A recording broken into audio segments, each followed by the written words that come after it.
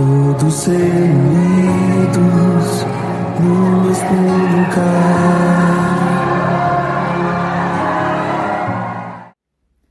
Paz do Senhor, amadas. Deus abençoe a vida de vocês. Nós estamos chegando com mais uma leitura. Estamos hoje iniciando o capítulo de número 21. Estamos na reta final, faltam apenas alguns capítulos para a gente encerrar essa história, né, essa narrativa do médico Lucas, né, os escritos, os Atos dos Apóstolos, escrito pelas mãos, né, do apóstolo, do médico, né, discípulo Lucas. Nós vamos hoje meditar no capítulo de número 21, né? Nós estamos já lendo, fazendo leitura dos finais, né? Dos atos finais dos apóstolos. Nós já vemos aqui agora somente a história de Paulo, né? Mas nós vamos agora meditar como se deu, né? O final desta viagem, né? Missionária de Paulo, seu retorno para Jerusalém, as coisas vão apertando, a perseguição ela vai se mantendo mais intensa, né? E vai se cumprindo aquilo que o Senhor Jesus falou a Ananias, quando mandou que Ananias orasse por Paulo, né? Quando o Senhor Jesus falou para Ananias, convém que ele saiba, né? Ele é um vaso para mim escolhido, e que ele saiba o quanto ele deve padecer por amor do meu nome. Então é isso que está acontecendo na vida de Paulo. Versículo 21 vai iniciar dizendo que Paulo e os seus companheiros de viagem, eles vão se despedir e vão se direcionar a algumas cidades. Passando por algumas cidades, eles vão desembarcar, né, do navio. Eles estão viajando em um navio, eles vão desembarcar na cidade de Tiro. E nessa cidade, alguns discípulos, alguns irmãos, né, que estão ali, que são frutos da mensagem, né, são filhos da mensagem que Paulo trouxe àquele lugar. Esses discípulos vão encontrar os irmãos, né, no desembarque do navio. Eles vão, então, os irmãos Paulo e os seus companheiros vão permanecer com eles ali uma semana. E pelo Espírito Santo de Deus, esses irmãos vão advertir Paulo para que ele não vá a Jerusalém, né? Lucas escreve que é através, né, inspirados pelo Espírito, instruídos pelo Espírito, eles vão sentir pelo Espírito Santo de Deus de advertir Paulo que ele não vá, né? Porque o Espírito ele já está manifestando no coração desses irmãos, né? Que algo vai acontecer na vida de Paulo em Jerusalém. Então eles vão advertir que Paulo não vá a Jerusalém. Porém, lá no capítulo 20, nós vimos que Paulo, ele foi impelido pelo Espírito para ir para Jerusalém.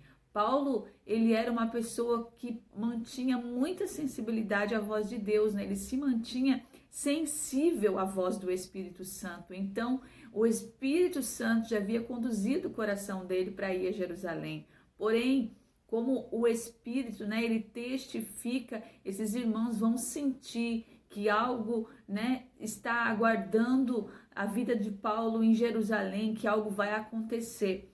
Então, depois que eles não vão conseguir convencer Paulo, né, porque Paulo já foi convencido pelo Espírito a ir a Jerusalém.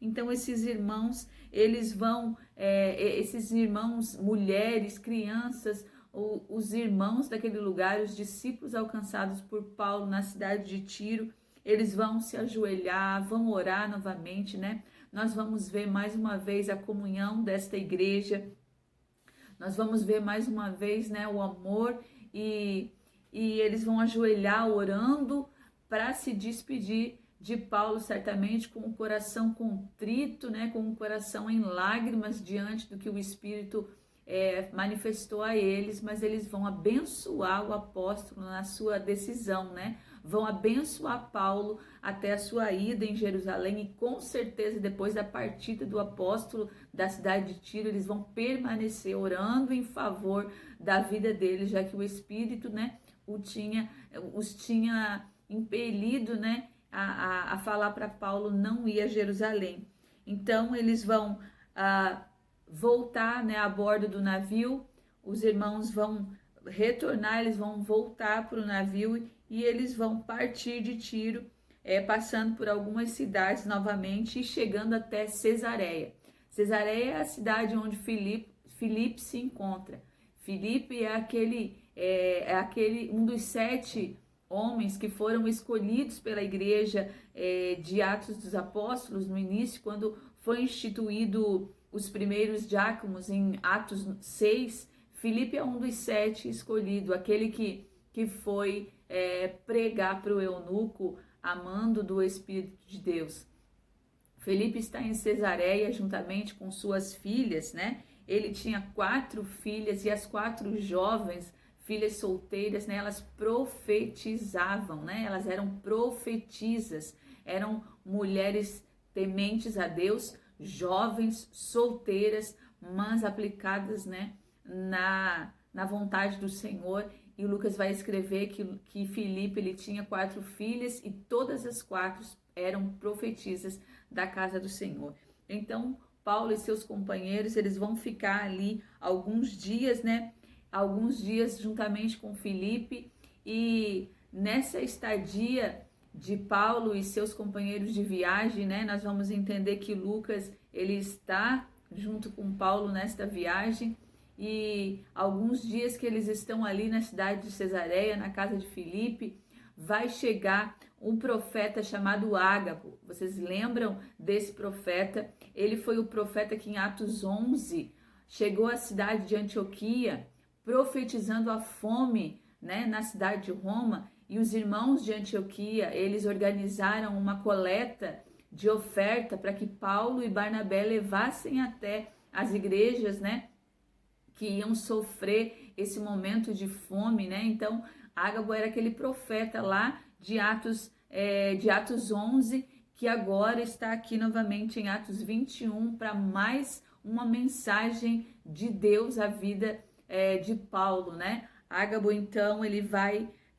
se pegar o cinto de Paulo e vai amarrar em si. Lucas vai escrever que ele vai chegar, que Ágabo vai chegar da cidade da Judéia, ele vai chegar ali em Cesareia e ele vai tomar o cinto de Paulo e ele vai amarrar os próprios pés, né? Os pés de Ágabo, ele vai amarrar os próprios pés com o cinto de Paulo e ele vai dizer o seguinte no versículo de número 11. Ele veio ao nosso encontro, tomou o cinto de Paulo e com ele amarrou os seus próprios pés e as mãos. Em seguida ele disse, o Espírito Santo declara. Então o profeta agora vai entregar a mensagem que o Espírito Santo enviou até o coração dele. Ele vai dizer, o Espírito Santo declara, assim o dono desse cinto será amarrado pelos judeus em Jerusalém e entregue aos gentios. Agora imagina, né? O povo já tinha ouvido os discípulos de Tiro advertindo Paulo a não ir a Jerusalém, movidos pelo Espírito. Agora eles chegam em Cesareia e recebem essa mensagem através do profeta, né? O profeta que nós já vimos, o profeta era aquele que falava a respeito da mensagem de Deus sobre as coisas que aconteceriam no futuro. Então eles entendem, né, que essa mensagem é verdadeira, eles sabem, eles conhecem o profeta, e eles já vêm de Tiro envolvidos nessa direção, né? Porque os irmãos já tentaram advertir Paulo a não ir, agora ali eles recebem essa mensagem através do profeta de Deus, de que Paulo, né, que era o dono do cinto, ele será amarrado naquela cidade, né, em Jerusalém, e vai ser entregue aos gentios, vai ser amarrado pelos judeus e entregue aos gentios. Então o coração deles com certeza vai se mover, né? O coração deles vai ser consumido por essa profecia e eles vão suplicar. É essa palavra que o versículo 12 vai trazer. Então os discípulos ali reunidos, o povo que está ali com Paulo, né, alguns dias na cidade de Cesareia, vai suplicar a Paulo. Vai pedir, vai suplicar, vai chorar para que Paulo não parta em direção a Jerusalém, né? Mas nós sabemos que Paulo está ali para cumprir a vontade do Senhor, né? Está ali para cumprir sem medo, né? Mas para se manter fiel até o fim. É a instrução que Jesus nos deu foi aquele que perseverar até o fim, né? Será salvo. A recompensa é para aquele que perseverar até o fim. É isso que Paulo vai fazer, vai permanecer fiel à missão, né, dada a ele pelo próprio Senhor Jesus. Através do encontro que eles tiveram, Paulo vai se manter fiel a essa missão confiada pelo Senhor à vida dele, de levar o evangelho. Ele não vai temer, ele vai enfrentar o que ele tem que enfrentar, luta, né? Vai enfrentar sobre a sua vida. E a palavra de Paulo para aqueles irmãos que estão suplicando a ele que não vai é a seguinte, versículo de número 13: por que todo esse choro? Assim vocês me partem o coração, porque Paulo também vai ficar comovido diante, né, da atitude daqueles irmãos. E ele vai dizer o seguinte: estou pronto não apenas para ser preso em Jerusalém, mas também para morrer pelo Senhor Jesus. Então Paulo, ele vai dizer a eles: não chorem que vocês me partem o coração. E aqui nós vemos mais uma vez, né? Mais uma vez eu quero trazer essa característica, né? Esse fundamento dessa igreja primitiva, esse amor, essa comunhão que eles tentaram convencer. A amizade, né? A Bíblia diz que amigos, né? Provérbios, Salomão escreveu em Provérbios 17, amigos mais chegados do que irmãos. Amigos que vão permanecer com vocês na adversidade, amigos que vão permanecer com vocês na alegria, amigos que ficam conosco diante da luta, diante do problema, diante de uma situação ruim que estamos enfrentando, amigos que vêm nos consolar, amigos que vêm festejar conosco. Então esses amigos, né, esses companheiros de viagem de Paulo, eles estão do lado de Paulo, na tentativa de livrar a vida deles do que vai acontecer em Jerusalém. O Espírito já disse que vai acontecer, mas eles são humanos, né, e o coração deles vai ferver pelo amor que eles sentem ao apóstolo Paulo. Eles vão tentar convencer, vão suplicar para que Paulo não parta em direção a Jerusalém. Mas diante da decisão de Paulo, eles vão permanecer do lado deles e vão permanecer companheiros de viagem de Paulo. Eles não vão temer, não vão abandonar o apóstolo no meio do caminho, não vão mandar que Paulo vá sozinho então, mas eles vão enfrentar a situação. Olha o tamanho do amor dessa igreja. Olha a comunhão desse povo, olha o aprendizado, o quanto o Senhor Jesus movia o coração deles, o quanto eles eram verdadeiramente cheios do Espírito Santo. Um amigo fiel não te abandona. Aquele que tem verdadeiramente o Senhor Jesus no seu coração não abandona você, nem que veja o irmão caído, ele não abandona. Ele vai lá para socorrer, para ajudar ele a levantar. E é isso que esses irmãos vão fazer. Paulo já recebeu do Espírito a revelação do que vai acontecer, que ele vai ser amarrado pelos judeus, né, e entregue aos gentios. Mas os companheiros de viagem dele não vão temer, vão ser fiéis ao companheiro de viagem, vão ser fiéis ao apóstolo Paulo até a chegada dele àquele lugar. Temendo eles ou não, o Espírito de Deus fortalece o coração deles e direciona eles a conduzir, a permanecer, né? A permanecer naquele lugar. E então, é a palavra deles, a palavra de consolo ao coração deles, né? E a mensagem deles de amor, de comunhão ao apóstolo é a seguinte, versículo 14 vai dizer o seguinte: quando ficou evidente que não conseguiríamos fazê-lo mudar de ideia, desistimos e dissemos que seja feita a vontade do Senhor. Isso é ser cheio do Espírito Santo. É saber que a situação, a revelação, nos encaminha para algo, para uma luta, né, tremenda. Eles sabiam para onde eles estavam indo, era uma luta travada. Mas mesmo assim, diante da luta, eles disseram que seja feita a vontade do Senhor, nós vamos permanecer com você.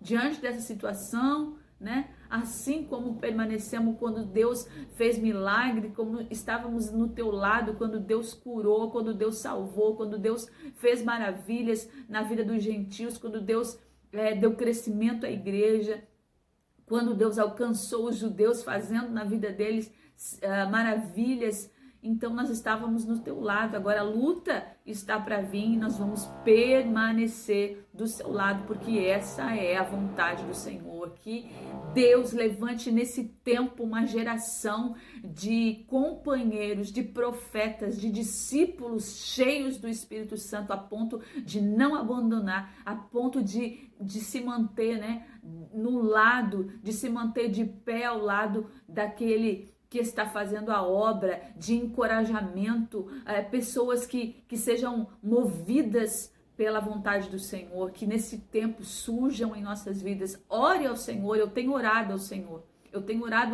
para que Ele coloque do meu lado os seus, pessoas cheias do Espírito, movidas pelo Espírito, que tragam sobre o meu coração uma palavra, um conselho, seja ele de consolo ou de exortação, mas que o Senhor traga até a minha vida os seus, aqueles que são seus, para que eu possa andar e para que eu consiga fazer sempre, né, me manter diante da vontade do Senhor.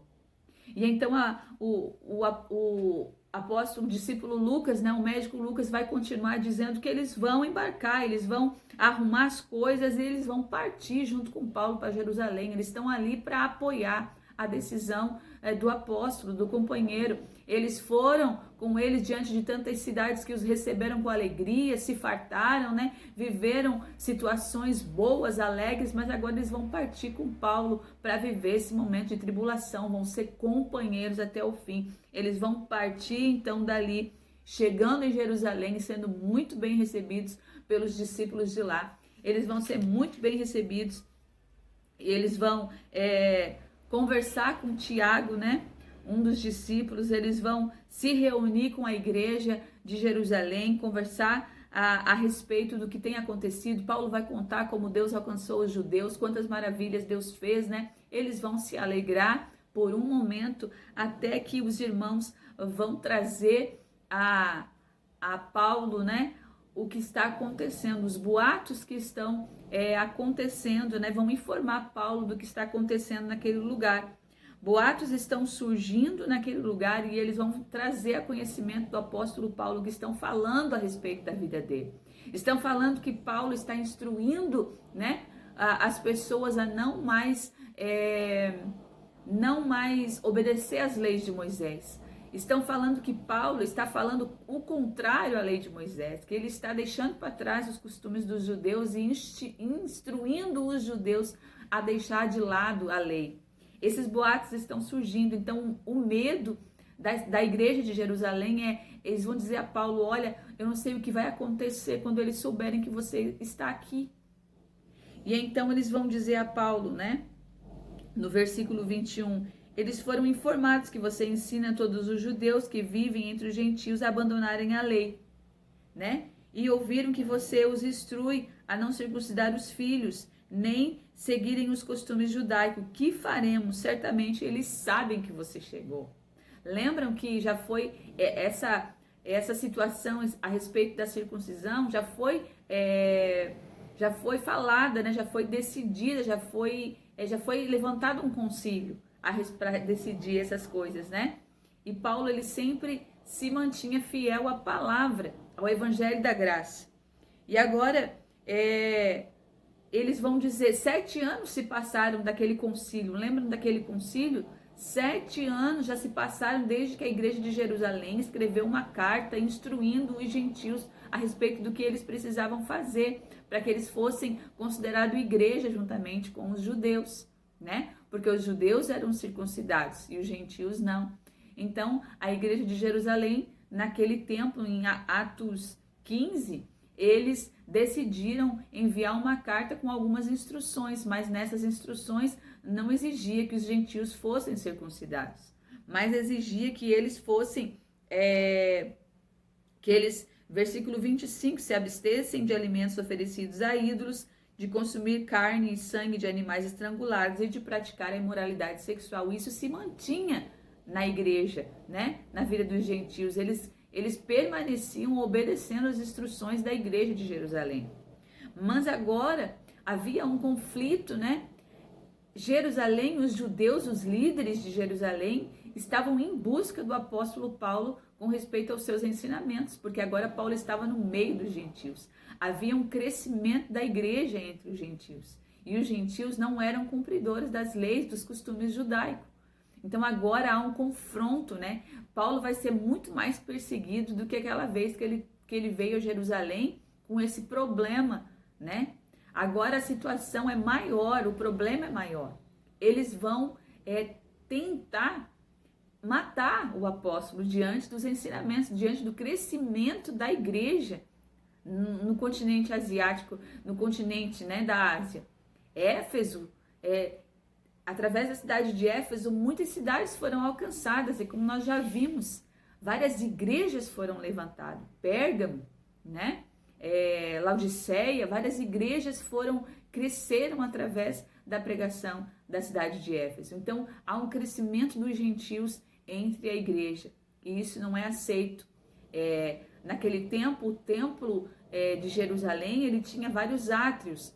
O primeiro átrio, ele podia, ali podiam chegar, né, entrar todos os tipos de pessoas que quisessem adorar a Deus. Mas do segundo em diante, gentios não poderiam passar. E eles vão acusar Paulo de estar andando com gentios e ainda levar os gentios ao templo. Eles vão fazer essa acepção uma vez mais. Os líderes vão acusar Paulo de profanar, desobedecer a lei. Porque o gentio que assim fizesse, que adentrasse na parte, nos átrios que não era permitido a eles eram levados à pena de morte. E eles vão acusar Paulo de profanar o templo do Senhor, de profanar a lei de Moisés. E agora, eles estando ali, né, eles vão instruir Paulo a fazer o seguinte: olha, vamos mostrar a eles que você não é o contrário da lei, mas que você também está a favor da lei de Moisés. E eles vão instruir Paulo aos seguintes, eles vão instruir Paulo no versículo 23, queremos que você faça o seguinte: temos aqui 4 homens que cumpriram um voto.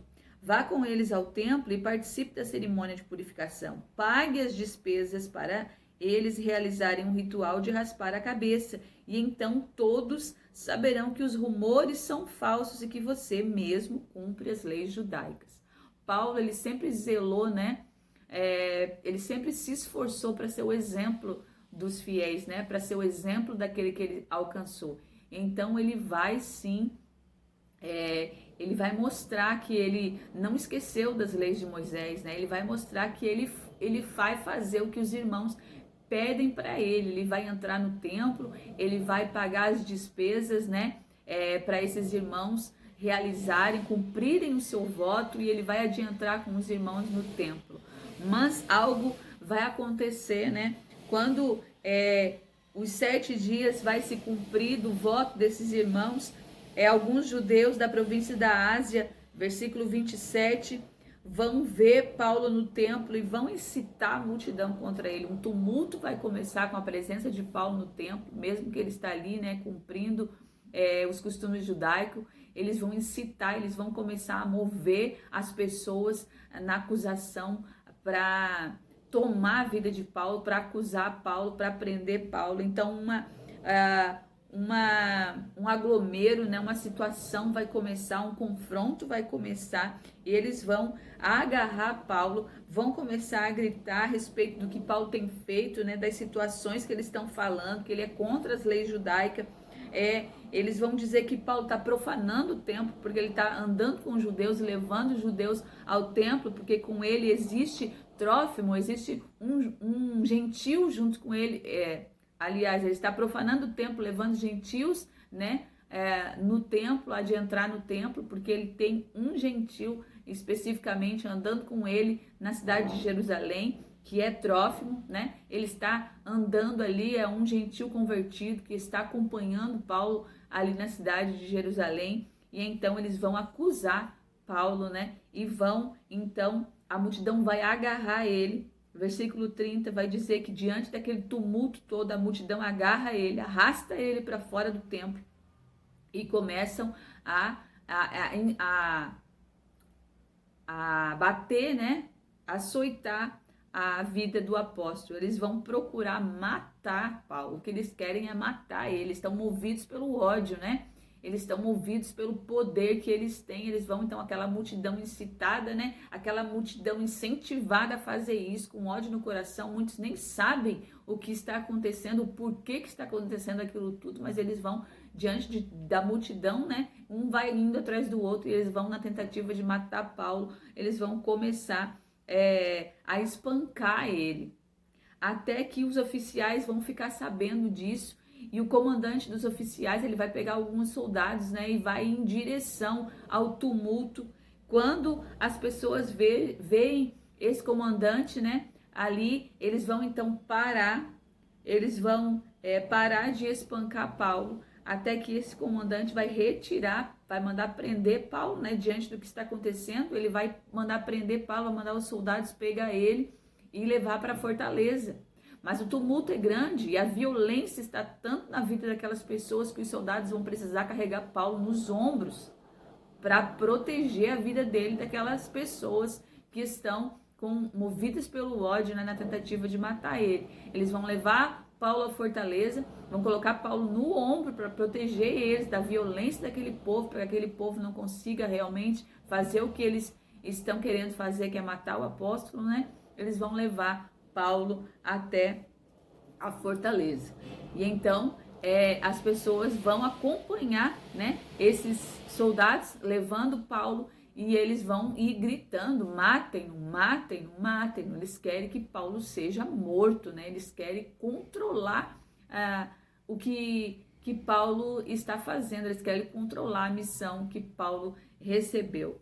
E então, até que chega o momento em que Paulo pede ao comandante dos soldados: posso ter uma palavra com o Senhor? Versículo de número 37. E aí o comandante não sabe nem quem Paulo é, vai olhar para ele pensando que ele é uma pessoa, mas ele é outra, pensando que ele é um assassino de uma outra situação que aconteceu. Ele vai olhar para Paulo e vai dizer: você fala grego?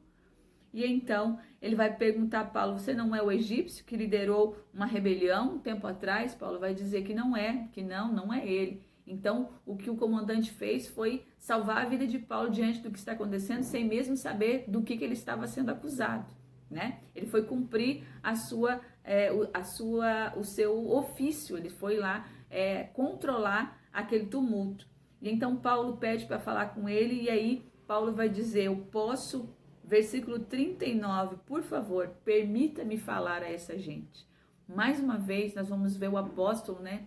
Diante dessa situação, diante de tanto ódio, nós vamos ver o apóstolo, mais uma vez, tentando levar a mensagem do Senhor Jesus. Ele vai pedir ao comandante que dê a oportunidade de ele falar àquele povo, né?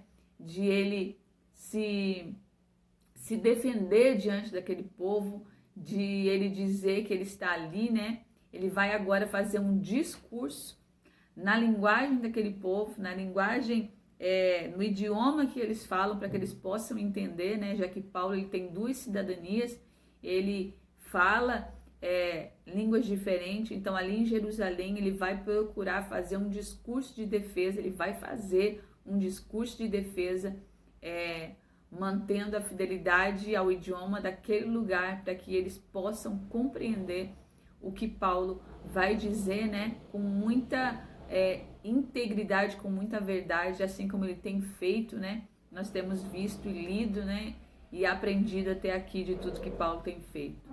Então o capítulo se encerra, e esse discurso nós vamos conhecer na íntegra quando nós nos encontrar novamente para fazer a leitura do capítulo de número 22.